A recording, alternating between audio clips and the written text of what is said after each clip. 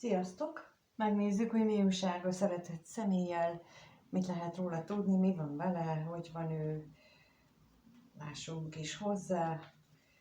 Mi újság ezzel a szeretett személlyel, mit lehet róla tudni most, mi van vele, mi a környezete, min gondolkodik, szóval bármi, amit megtudhatunk róla. Mi az, amit erről a szeretett személyről most megtudhatunk?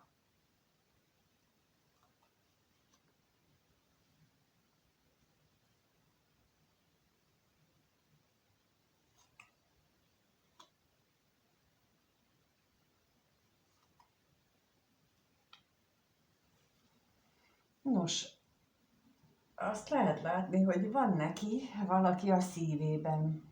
Ez számára nagyon kedves személy, aki elképzelhető, hogy idősebb tőle, vagy legalábbis mindenképpen úgy tekint rá, mint egy érettebb személyre, aki okosabb, bölcsebb, vagy legalábbis jobban el tudja adni magát. És ez bizony őt nagyon zavarja. Hát, ha férfiról van szó, mármint hogy a szeretett személy férfi, akkor teljesen természetes, hogy nehezen viseli azt, hogyha például egy nő érettebb vagy bölcsebb, mert ott azért egy jócskán bejátszik az ego, de ha nem, akkor is azért ez egy elég nehéz helyzet, és emiatt ő nagyon is megküzd magával, mondjuk így.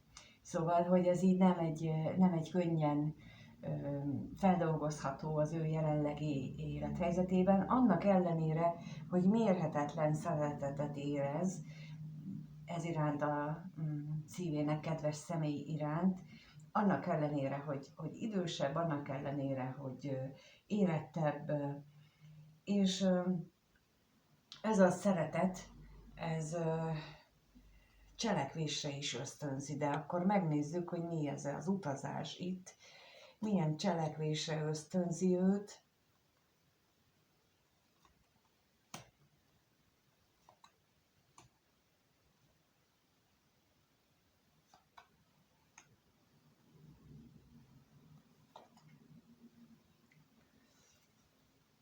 Hát, mindenképpen gondolatban megkérdőjelezi a korábbi elképzelését, hogy lehetséges-e, vagy nem ezzel a személlyel neki kapcsolat. Én úgy látom, hogy lehet, hogy korábban azt gondolta, hogy le kell mondjon a vágyairól, azért, mert hát mégiscsak ez a szituáció van, amit az előbb így felrészleteztem, és most igencsak elgondolkodik azon, hogy mennyire igaz ez még mindig, mert, mint mondtam, ő nagyon is nagy belső küzdelmet él meg ezzel a kapcsolattal összefüggésben, és bizony ez igazán elgondolkodom a dolgokon, a jelenlegi szituáció. Megnézzük még, mit jelent itt a bosszúság. Esetleg valaki mással is van vitája.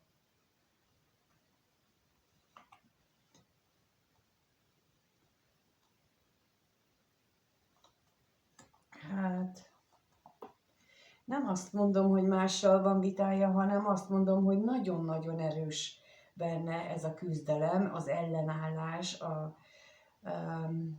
a régi elgondolása, az, ahogyan ő kitart az ő korábbi elképzelése mellett. Most mondok egy példát, hogy van egy, mit tudom én, középkorú férfi, de lehet nő is, és akkor az ő esetében hát többnyire azt fogadja el a társadalom, hogyha ő egy fiatalabb csiribabával áll össze. Na de egy idősebbel?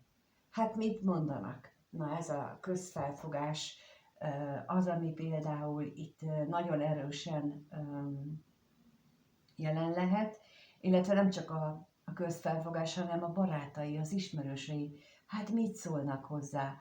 Hát hogyan? Tehát ezt érzékelem nagyon, hogy tele van félelemmel, hogy micsoda ellenállásba ütközne az, ha ő ezt így fel akarná vállalni.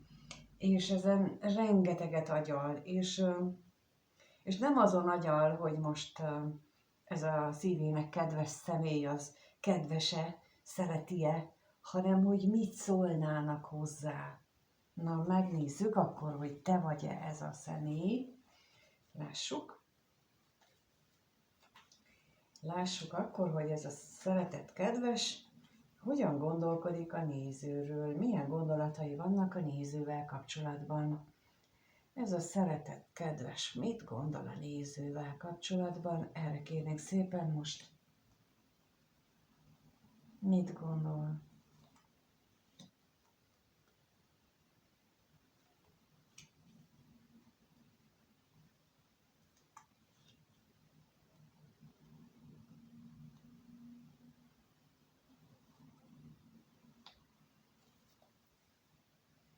Lehetséges, hogy a beszélgetésetek, a kommunikációtok, ami korábban volt, azt ő nagyon is élvezte, viszont ennek hatására ő mégiscsak arra a következtetésre jutott, hogy ő jobb, hogyha visszavonul, bár ezt nem annyira örömmel teszi, de mégiscsak a magába fordulást, a visszavonulást választotta.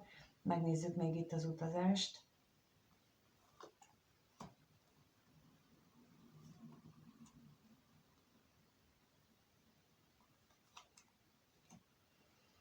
Hát abban reménykedik, és arra vágyott például, hogy rendeződnek az anyagi dolgok nála, vagy nálad.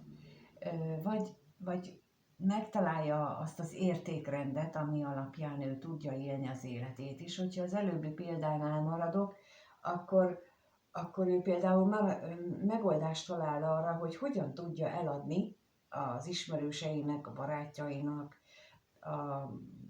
akár a rokonságának azt, hogy ő például egy idősebbel van együtt. Tehát így értem itt ezt az értéket, hogy ő olyan megoldást, vagy olyan magyarázatot tud találni, amit elfogadnak tőle, függetlenül attól, hogy ő esetleg azt gondolja rólad, hogy te egy értékes vagy. Megnézzük még itt a bosszúságot.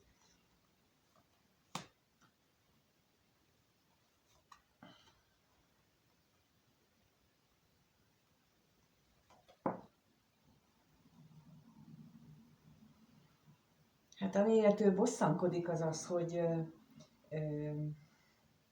mondjuk az előző találkozásokkor, vagy a korábbi találkozásokkor egyrészt azok régebben lehettek, másrészt pedig, hogy ott jó lenne valami megújulás, vagy akár az is lehet, hogy a legutolsó találkozásnál már valami másként volt, mint korábban, és ez neki esetleg jobban tetszett. Ezt érdemes nektek végig gondolni, hogy volt-e ilyen, hogy valamilyen változás állt be kettőtök között, mert ez is fölzaklathatja őt, hogy hogyan viszonyuljon hozzád. Na, megnézzük, hogy milyen érzések vannak benne irántad, mert ugye az elején láttuk, hogy van neki a szívében valaki, aki iránt nagyon sokat érez, de hogy te vagy-e az, azt megkérdezzük.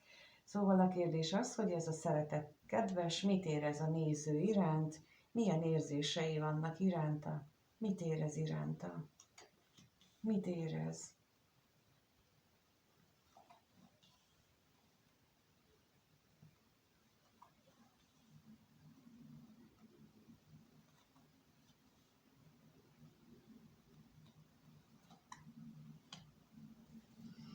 Hát szenvedélyt az biztos.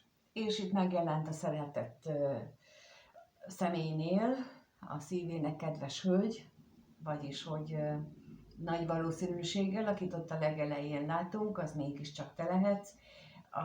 A szenvedélyes találkozások iránti vágy is itt van, ugyanakkor pedig valami mélység érződik benne, hogy olyan, mintha ez a tiltott vágy, amit magának tilt meg, az egyfajta lelki elmélyülést is eredményezne. Megnézzük az utazást.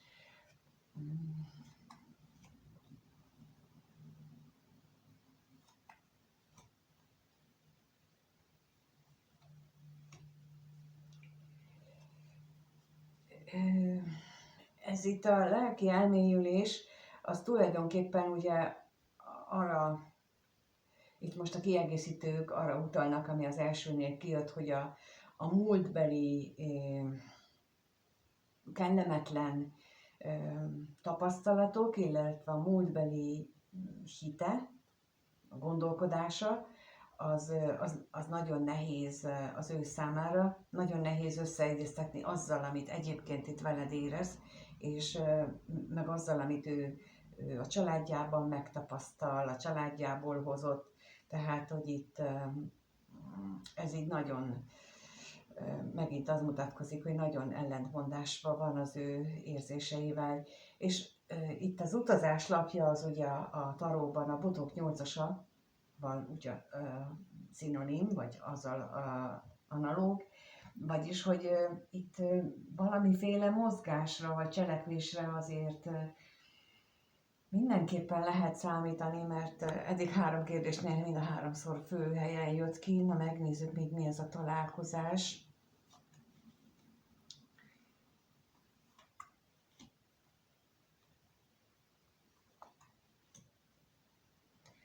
Az, hogy nem találkoztok újabban, vagy nem eleget, szerinte, az őt nagyon letaglózza. Az őt mondjuk így a padlóra küldi, bár erről lehet, hogy nem beszél senkinek sem, de mégis ettől végtelenül szomorú, hogy nincs közöttetek meg az a találkozás, amennyit ő szeretne. No, és akkor megnézzük akkor azt, hogy mire lehet számítani tőle a következő néhány napban, egy hétben. Szóval a kérdés az, hogy a néző mire számíthat ettől a szeretett személytől a következő néhány napban, egy hétben. Mire számíthat a néző ettől a szeretett személytől? Mire számíthat? Mire számíthat tőle?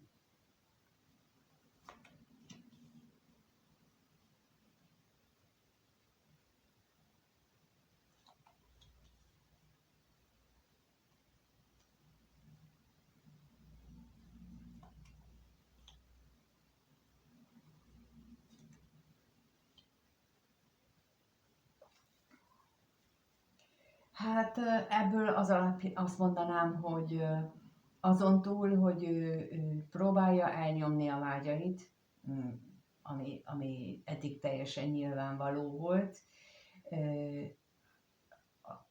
ettől többet úgy nem tudok mondani, de megnézzük, hogy mit jelent itt középen ez a kevés pénz, mert hogy ez viszont azt mutatja, hogy hiába próbálja, ez őt nagyon-nagyon fájdalmasan érinti.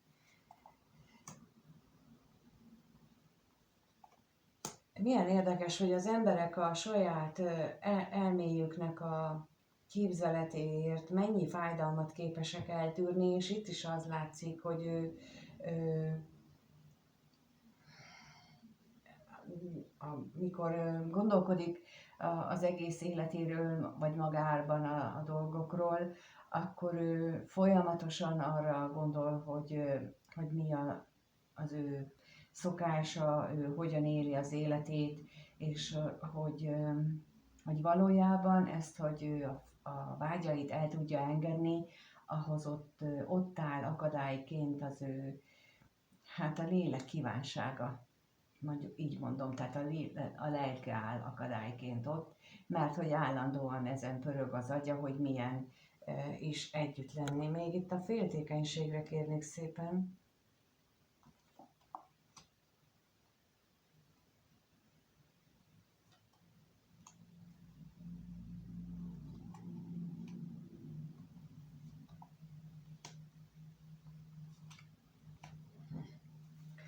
Hát titokban lehet, hogy ő szeretne beszélni veled arról, hogy milyen jó lenne találkozni, de nem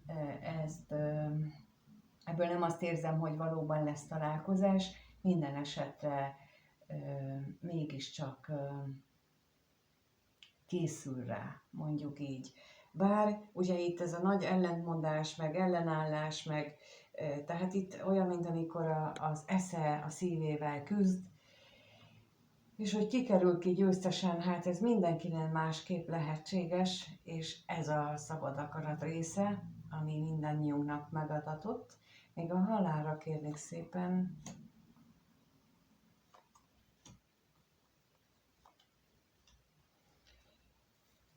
Itt a kapcsolatok a régi kapcsolódásaiban lehetnek nagy változások, amelyek egy új kezdetet is eredményezhetnek, de egy más szinten lévő új kezdetet is eredményezhetnek, ami ugyancsak azt az oldalt erősíti meg ebből a lehetséges eseményekből, hogy ő próbál neked ellenállni, és próbálja az irántad érzett vágyát és a kívánságait háttérbe szorítani, mert olyan, minthogyha azok a minták, az eddigi kapcsolódásai, azok hát erőteljesen nyúlnak, hogy őt meggyőzzék az ő véleményükről. Most ennyi látszik a szeretett kedvessel kapcsolatosan. Remélem segített nektek ez a kirakás.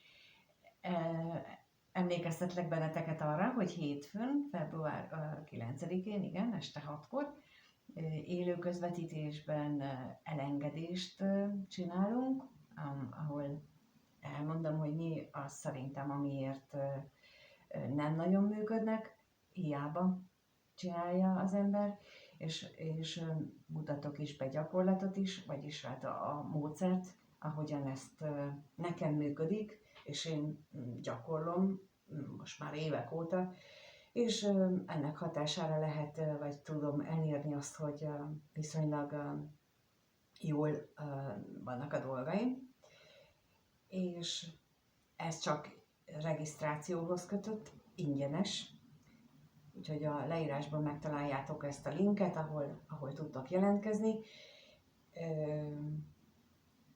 Még arra lehet készülni, hogy hétfőn délután újra kiküldöm a linket, hogyha nem kaptátok volna meg, mert van, aki azt jelezte, hogy ő nem kapta meg, elvileg egy visszaigazoló e-mail ment ki, és abba kellene, hogy benne legyen, de azért a megadott e-mail címekre ki fogom küldeni hétfő délután újra a linket, amin be tudtok csatlakozni, arra csak rá kell kattintani, és akkor már ott lesztek a közvetítésnél. Ha bármi kérdésetek van, vagy probléma, akkor írjátok a leírásban található elérhetőségre, és akkor válaszolok. Illetve itt a kommenteket is nagyon köszönöm, meg a lájkot és a feliratkozást is, ha még nem vagytok feliratkozva. És mindenkinek minden jót kívánok, addig, ameddig nem találkozunk. Ne felejtjétek, az elengedéssel egy ilyen nehéz szituációt is lehetséges megváltoztatni. Ennek a szituációnak is van másik verziója, de ehhez kell a ti közreműködésetek is, a hitetek és minden egyéb. Úgyhogy köszönöm, hogy itt vagytok, minden jót nektek, sziasztok!